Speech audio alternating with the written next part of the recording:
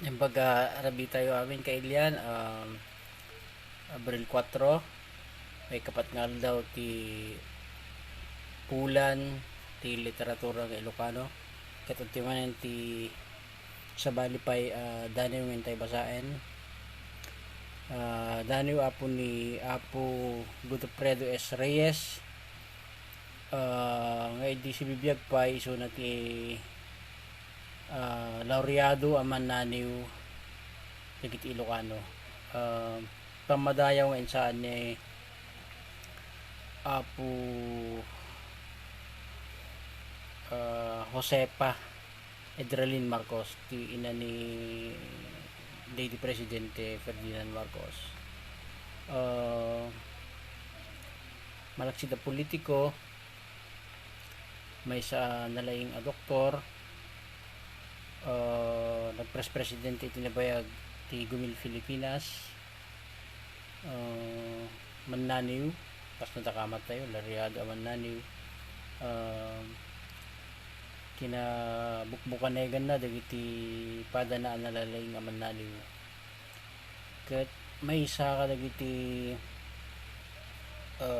kangrunaan nga obra na ket isu ti epiko nga daang nga loken aran. Nakasapol tayo iti teksto daytoy ang loken aran ket mangbasa tayo iti paset na.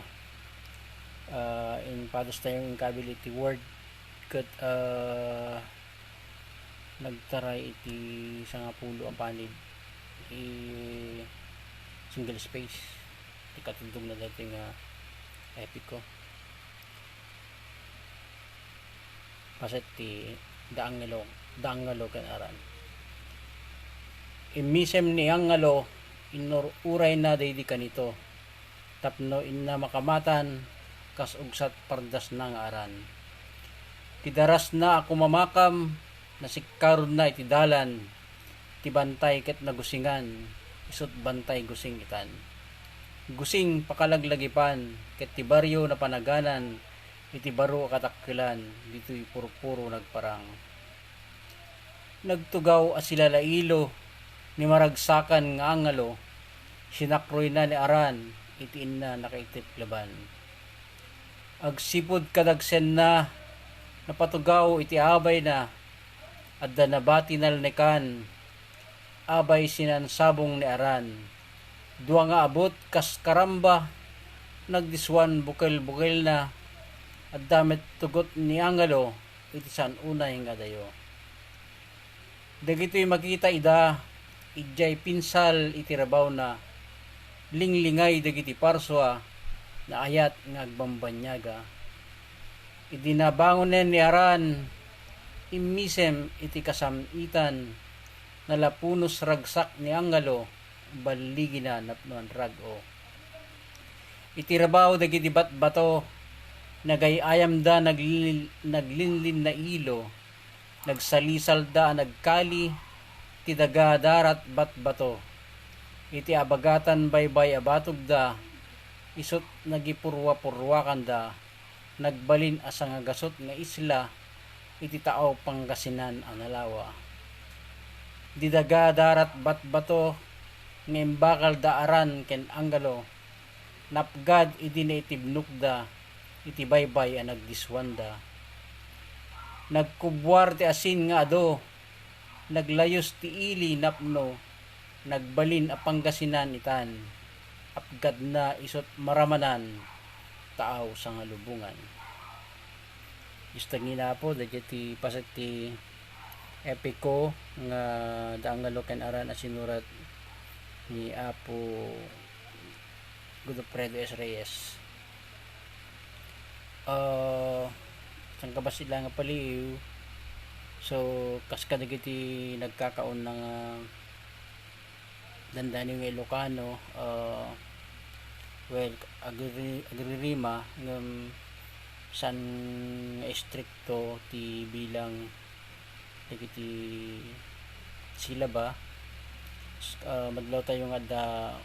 kadagiti istansa da upat alin nga dali mga linya so saan akas ka disiplinado iti panagdanda ni iti Tagalog nga addan da iti mawangko ng Tanaga, Jona, addan da iti lalabing daliwahin. Siguro adamat kastoy disiplina tayo iti panagdanay idun na tiyempo